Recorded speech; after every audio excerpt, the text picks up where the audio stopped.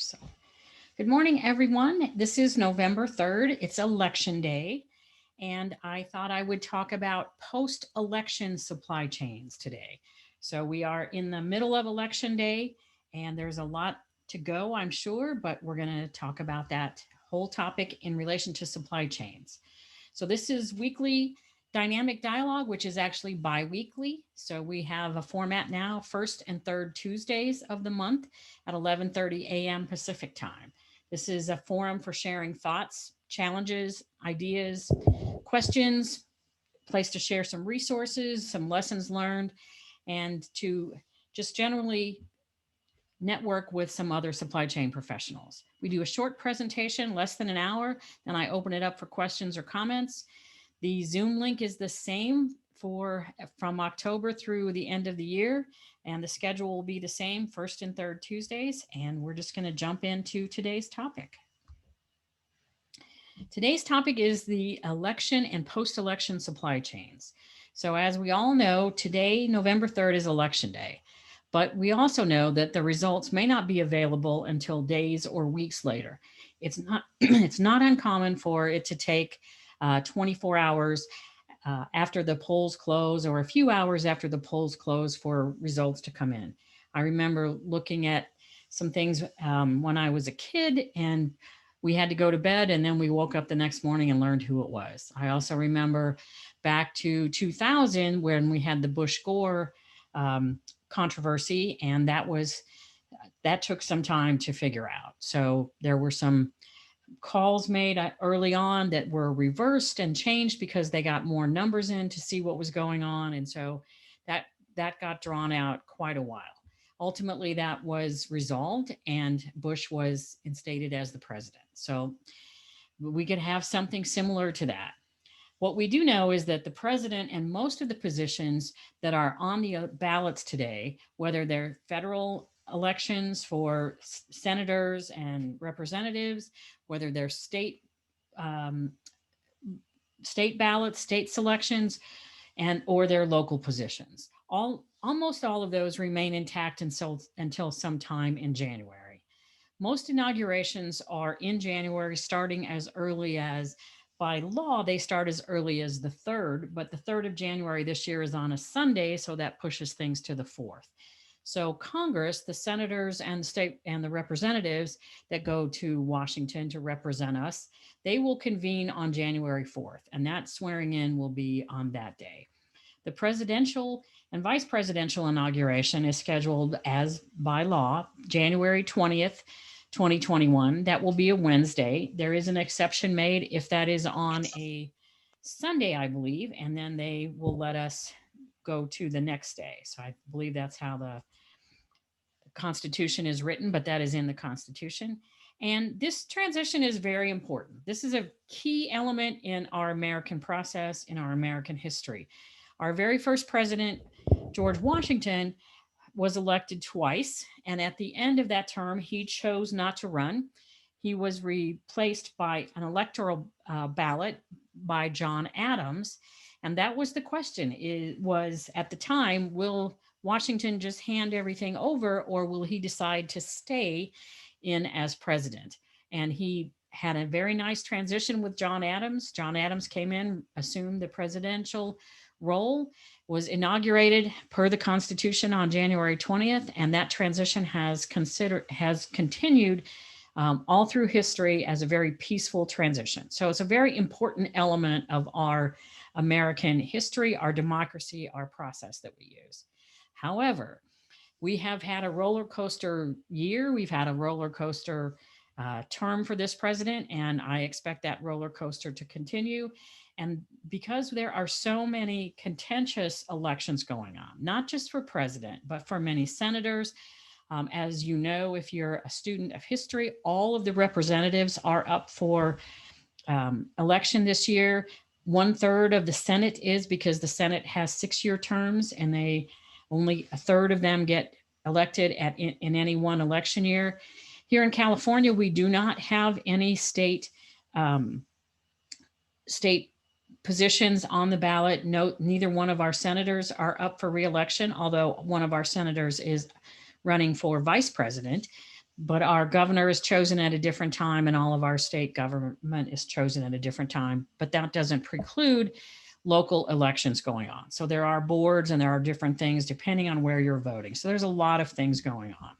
And that, so these parting shots can continue from any one of these people who is outgoing. And we just don't know what's going to happen because that's kind of what 2020 has been. So, why do we care about elections? And does who wins really matter? I'm going to answer that the way I answer a lot of things. It's my favorite answer, and that is it depends. So, the first thing it depends on is the coronavirus. So, Trump has been president during this pandemic, and he lately has insisted that we're rounding the curve or the bend or whatever the word he's using. As yet, the last week, we've averaged over 86,000 new cases a day and deaths of about 7 to 800 a day. So, this pandemic affects more than just the health, it affects businesses and many aspects of business and the way we do business. So, that's why this matters. The trade and trade agreements have changed a lot. So that's another area. The trade. In the last 4 years, we've had a lot of things impacted to trade the way we did that before that. And we really don't know what the next presidential term will hold for us. We've had a lot of scrutiny on China. We've had a lot of tariffs and taxes and things that are affect the trade. Um, you can look at the deficit, you can look at the numbers for yourself to see what's up and what's down. Things like NAFTA that had been in place for quite a while, that had a revision. So there's a lot of things going on that have changed in the way we do trade, and that can continue and that can go in a different direction. The next area I'm going to mention is taxes.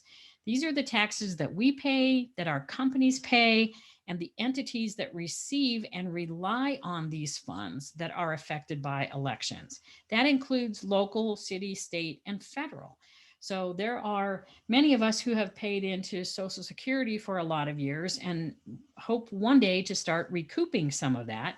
That's one of the issues. That is a type of tax that is paid. There's a lot of payroll taxes that are paid that thing have to do with things like unemployment. There are a lot of other taxes, and we'll talk a little bit about those. And the final thing is the economy in general. The economy is the business environment that we're working in and that we contribute to through our jobs and through our personal expenditures and purchases. So, this is a major consideration during this election. It's been brought up several times, and it's going to continue, as always, to be a major issue.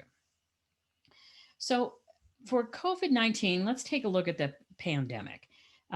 Trump is going to remain president until at least January. So, I don't expect a new approach to the virus, but that could change. He might change his tune whether he wins or loses.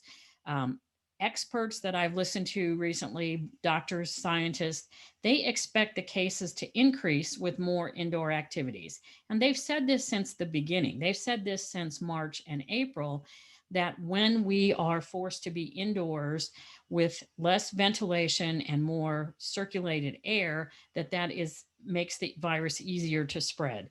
There's even been a study that I read in the last week that showed in the South, I think it was in the July time when the cases were spiking in the South area, Alabama, Mississippi, where people were spending more time indoors in the air conditioning, and that contributed, they feel, to a spike, some of those spikes that we saw in the July timeframe.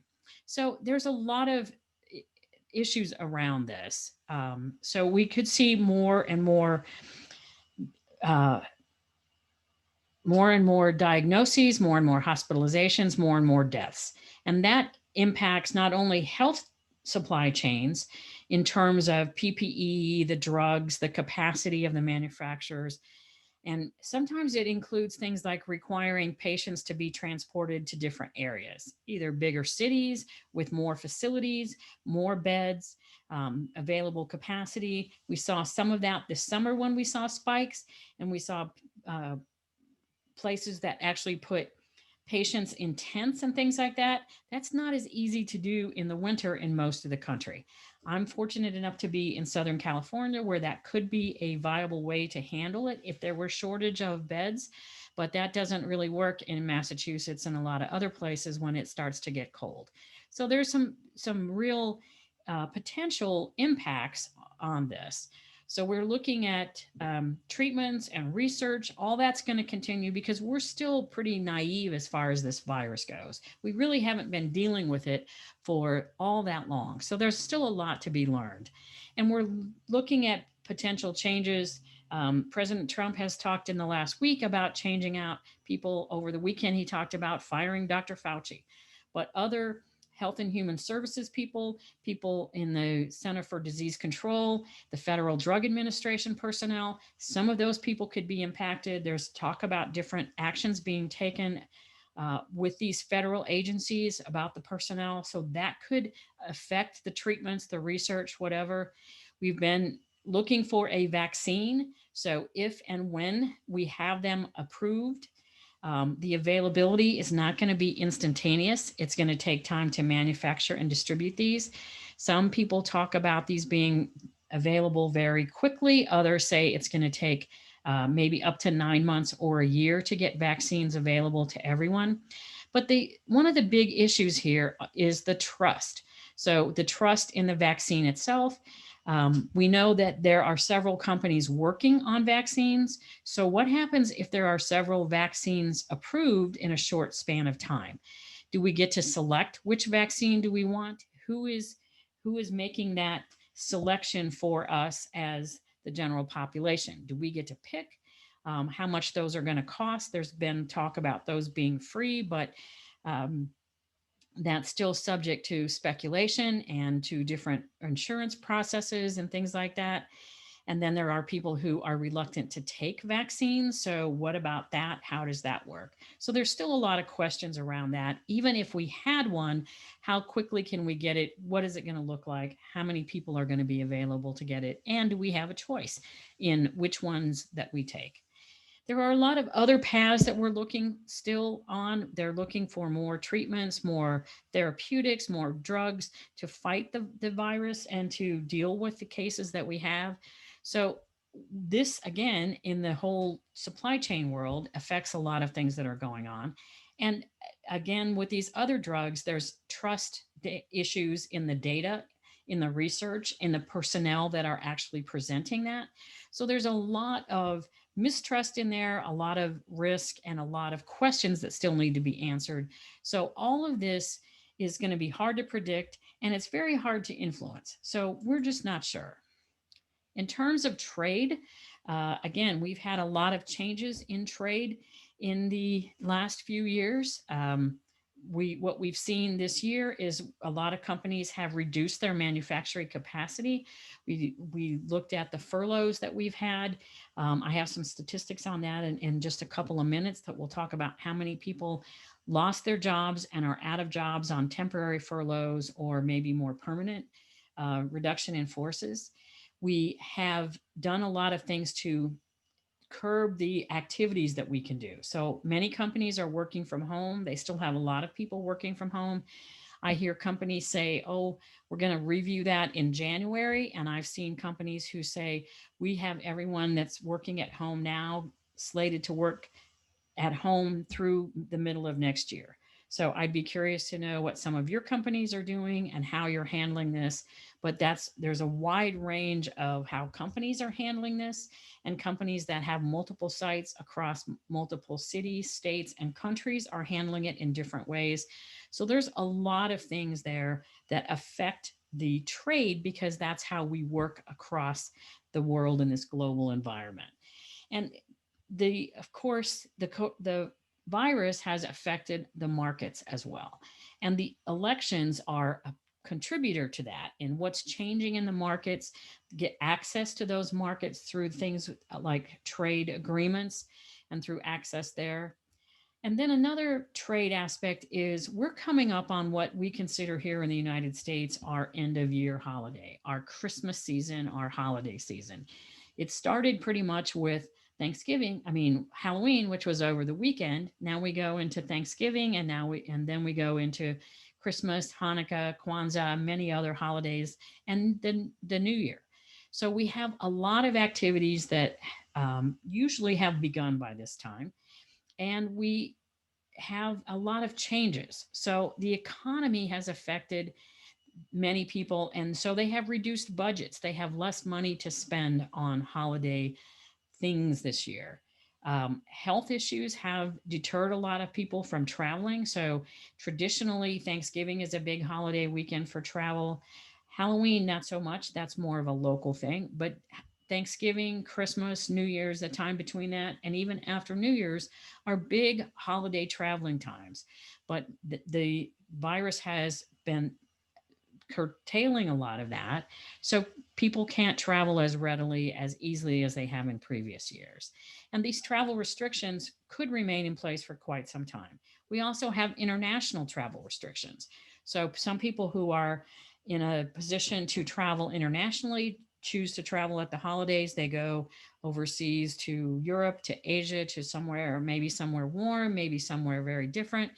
But all of this has been impacted, and the trade that's associated with that, the money that's spent on the travel, the money that's spent on the gifts, the ability to do things in different areas has an effect. And we still have a lot of tariffs in place. Trump can increase or add new tariffs, even if he just does that until January, if he is the losing person in this election, but he can still make acts and do things until January. Biden may change policies. We've heard a lot of from both of them about the trade and the issues that they have and their positions they have. But Biden, truthfully, even if he's elected in the next today or the next few days, doesn't have the ability to make a lot of change very quickly. So the trade issues are still open and up in the air. The China issues are still there. Companies are looking at that. Another area is taxes. And I started with property taxes because I was looking at that for myself in the last couple of weeks. So a lot of people around the country have property taxes that are due next month. So there are all kinds of taxes in different states. Some states have state tax and you pay that in addition to federal tax. Some states have no state tax. Some states have no tax on goods sold. Some states tax only some of the goods that you buy that are considered non-essential. But there's a lot of things going on. But property taxes are due. Property taxes are due from people, from individuals who have a residence, and they're also due from companies that have buildings. And they're due from landlords who have buildings that they may sublet or lease to different people.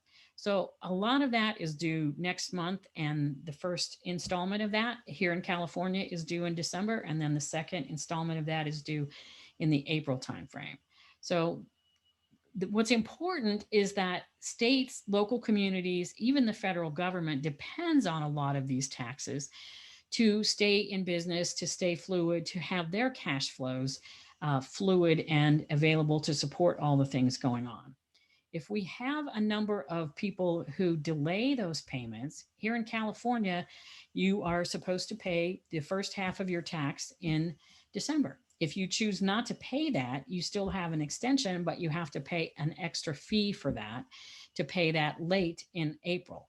So if you choose to do that, then that means the state isn't going to get their money until April, if at all. And that's going to cause a lot of problems.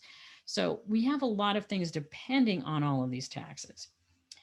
Anybody who makes income pays income taxes. And estimated payments were due in October. They're due again in the December, January timeframe. So if you're a business that pays quarterly taxes, pays things in advance, then that's due. If you pay regularly for your employees, you pay income taxes that you withhold. Sometimes that's done monthly, sometimes that's done quarterly, however the business sets that up. But these estimated payments have been paid, and there's another big one we're looking at. And then, of course, we all start getting all of our information together in January so that we can file for our income taxes.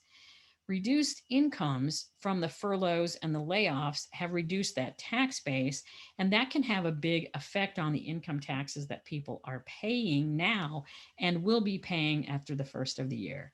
So that's an issue that is around the elections and what the taxes are going to be.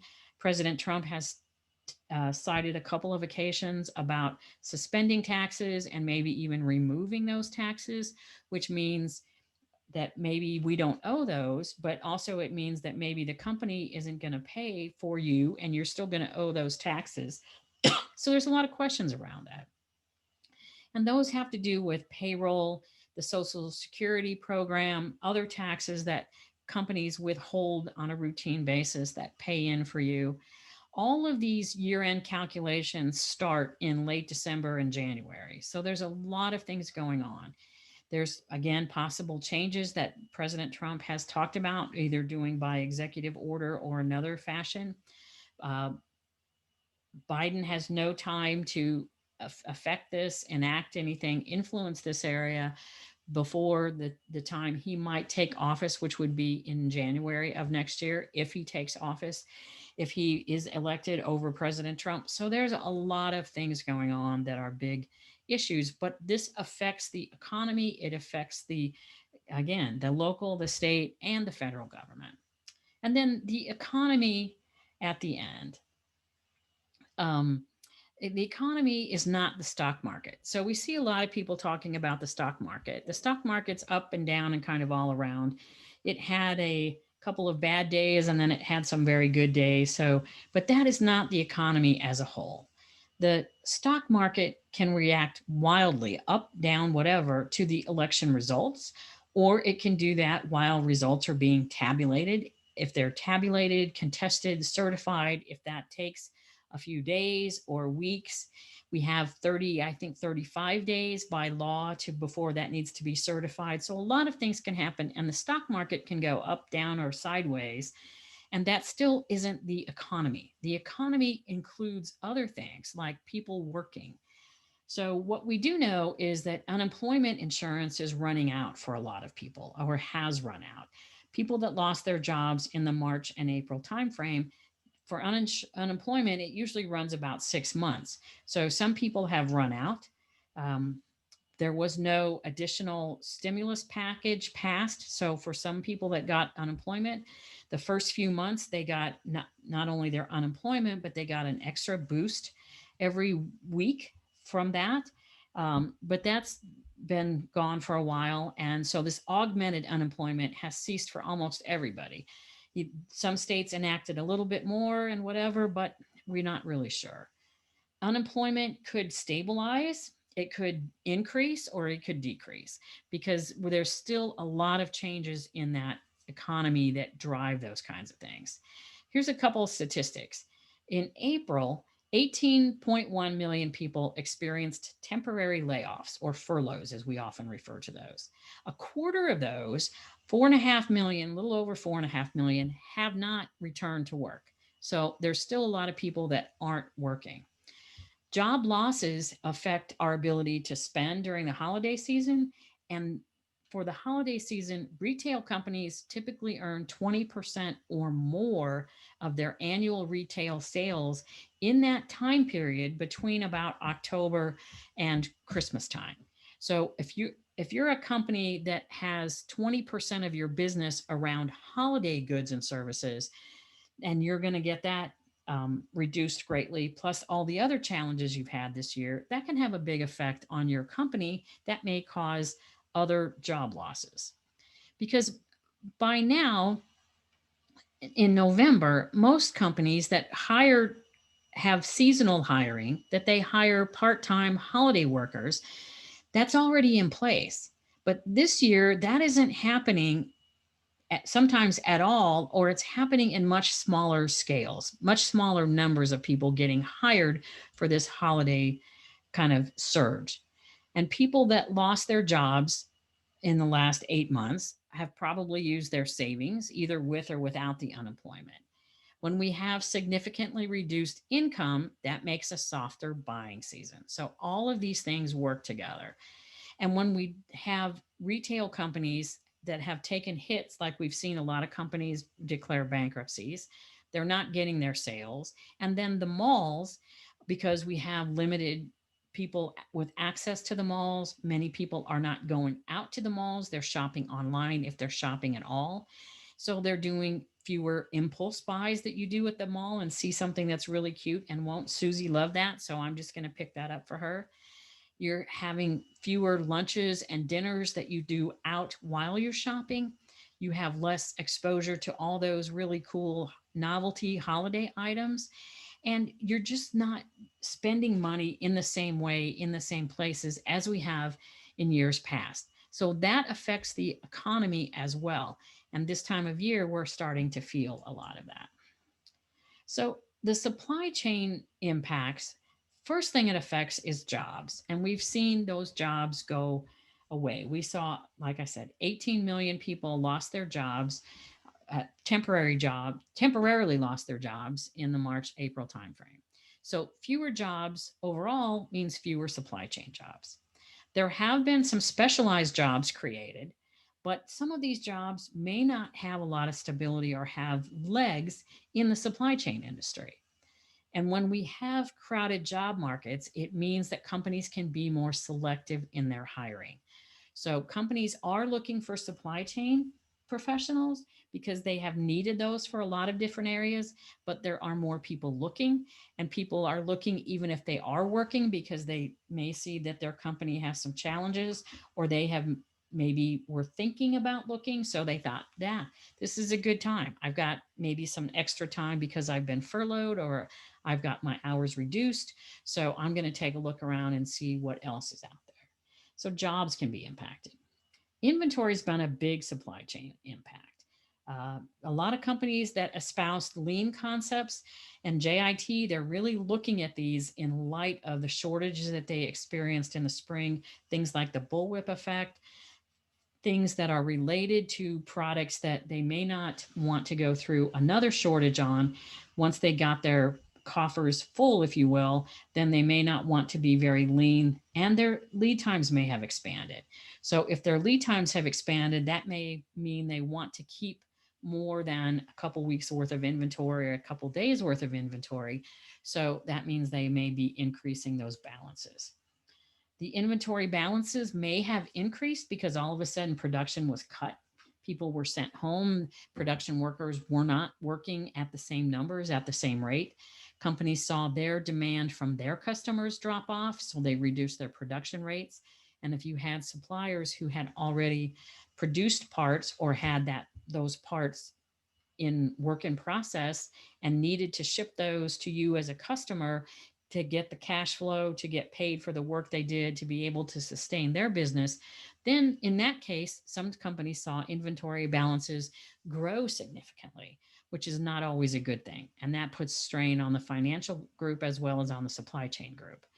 Now, some of these inventory balances may be leveling off, but that may result in challenges if there's a significant increase in demand for whatever reason. If we jump into recovery and if we're able to do some of these things to get back into a more robust economy, then we might not have enough inventory. So there's a lot of changes there. Again, holiday items usually start arriving in September. We see impacts to those volumes, to the forecast, to the production used to make those. And all of those results still are pretty much unknown. We won't even be able to assess a lot of that until after the holiday season, which may be into the January and even February timeframe, when we really have a chance to look at what happened or didn't happen, what inventory companies have, etc., from the holiday season. So there's a lot of challenges in that area. Supply chain design is another area. Companies have really looked at, where am I making my stuff? I talked to some companies in the February timeframe when we were starting to learn about the coronavirus in China. And I talked to several people who said, we don't really buy anything from China. We're not really too worried because our suppliers are not there. But what they found out is their tier 2 and their tier 3 suppliers are there. So when I talked to them later, maybe in April or May, they said, Jane, we really do have a lot of stuff that comes from China. So if you're buying anything electronic, if you're buying a lot of other chemical type things, a lot of that does come from China, and that can be a risk. So companies have said, how much reliance do we have? How much do we want to have? What can we change? How quickly can we change it? Because changing suppliers, as we know in this business, it can be costly and it can take a lot of time. First, you have to find the supplier, then you have to get the ramp up and ramp down plan. You have to look at what can be done. And that isn't usually very quickly done, and it's not free. There is cost incurred in that, in managing the inventories, in requalifying parts, or certifying parts and processes, and there's cost incurred in actually doing the shopping to find and identify new potential suppliers, to get the bids in, get the bids out, get the bids back, and to assess that and choose new suppliers. Then, in terms of your suppliers themselves, a lot of suppliers were hit hard by COVID and all these associated activities. So, all of the things I've been talking about, to the economy, to trade, to taxes, suppliers have felt that very poignantly. Some suppliers did experience a boom in demand and sales. If you look at companies like Clorox, if you look at some of the PPE companies and some of the drug companies, they're busier than ever trying to get things done. Any company who could make masks has been doing that. And you can go anywhere, go on Amazon and see all kinds of masks and mask suppliers with cloth, with paper, with N95 or N95 quality that were not there before. So some companies did get a terrific boom, but others were hit the other way and really saw their demand kind of evaporate. So you need to understand the supplier financials more than ever, because that's going to be a lot of the risk associated with them. Relationships may have been strained, or they may have been improved due to the changes we've gone through in the last few months. Personnel may have changed. I've seen a lot of places where personnel have been assigned to projects, different things. So people have been changed around, their roles have been changed around. You may be dealing with new and different people. People have left jobs. People left jobs because they chose to, or they needed to take care of family members, or companies, again, a lot of companies did temporary layoffs or permanent layoffs. And so you may not be dealing with the same people you were dealing with this time last year. And this, as I've said before, is a good time to reset expectations with suppliers. If you didn't have a good set of expectations in place before, you may want to do that now. It's a great opportunity to reset everything. Production, demand, forecast, all of that has been impacted. So product mixes have changed. New products have been delayed. They've been scrapped. They've been changed around. These demand changes can be significant, or they can be slight. Again, the product mix may have changed significantly. So you may not be making products that you were making a year ago, or you may be making products that you never thought you would be making a year ago. Capacity, capabilities may have changed because you allocated material, you allocated equipment, you allocated that capacity to something else, or maybe you've shut it down.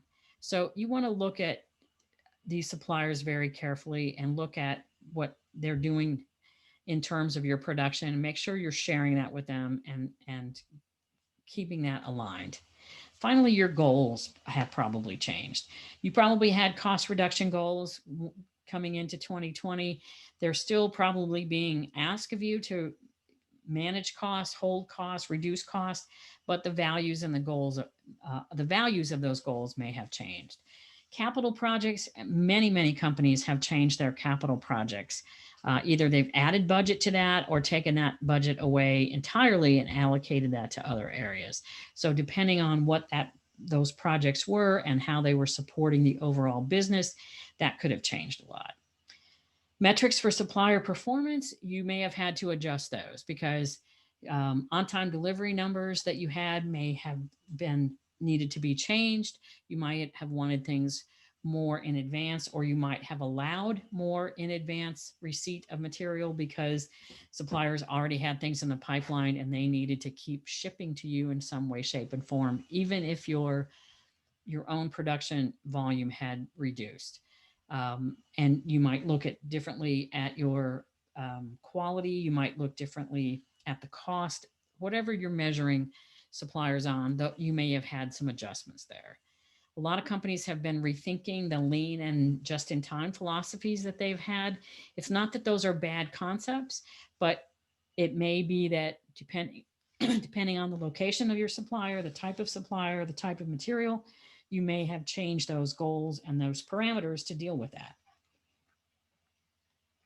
And finally, most employees get annual performance reviews. You have goals, development goals, objectives, and those may have changed as well because what a person started working on in the January timeframe may have shifted greatly in the March or April timeframe. If you got assigned to another department, if you got assigned to a project team, if you had time that you were laid off or on furlough, then that would inhibit your ability to achieve certain goals. So those are going to have to be modified. So there's a lot of things going on.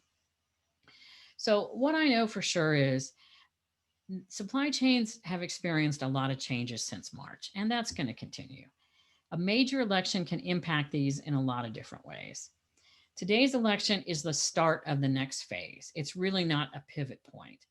And I think it behooves us all to go back to Porter's five forces, looking at what are our competition doing?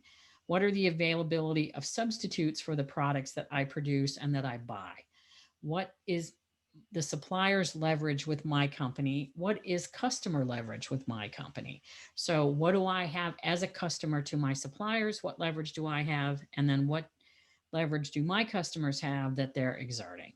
And then what is the new market entrance? Again, some companies have started making products they never made before. Some of that will continue, and some of that will, I assume, be something that they do for the time being. For instance, General Motors making ventilators. I don't think General Motors is going to get heavy into the ventilator business for the next 25 years.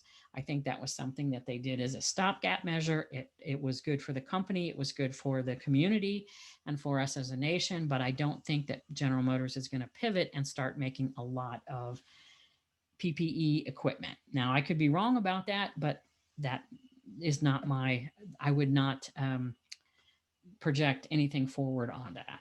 So we need to continue to focus on risk identification, on managing the risk. We need to be flexible. We need to be agile. We need to be very deliberate in our decisions, and we need to consider multiple perspectives of what's going on from the election, post the election, and look at our business in terms of what the rest of the world is doing, as well as, again, back to Porter's five forces. So, what I'm going to leave you with today is for my strive to thrive for the time being is your vote is your voice. And what I know is I've traveled around the world a lot to see suppliers and to do a lot of business in a lot of really incredible places.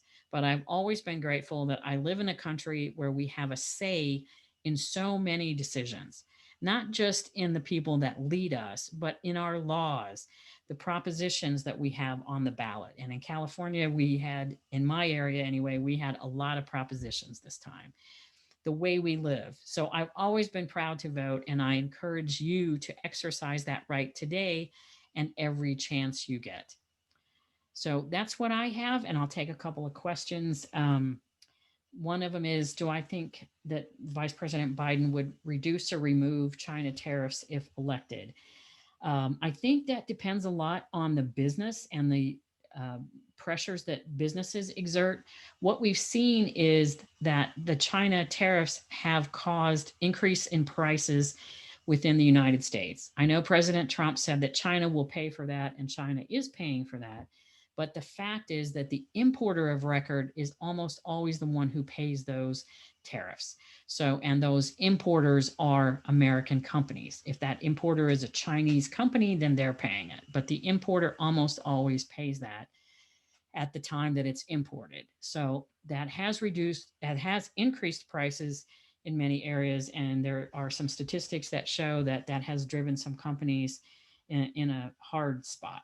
So that could change with Biden. I don't know how quickly, and I don't know how big an impact, but I think that's potential.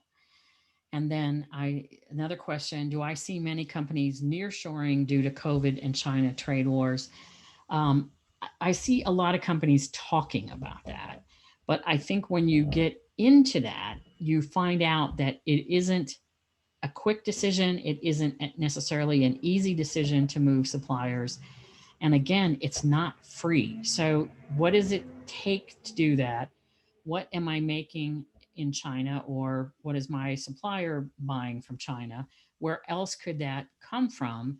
What's the cost differential? What's the lead time differential? And where are other suppliers that can provide that as quickly or as cost effectively as whatever? So I think companies are looking at China in a lot of different ways. What I found, I think the statistic I had not too long ago is that China uses the US as less than 20% of its trading partners. So they have a lot of trading partners around the world.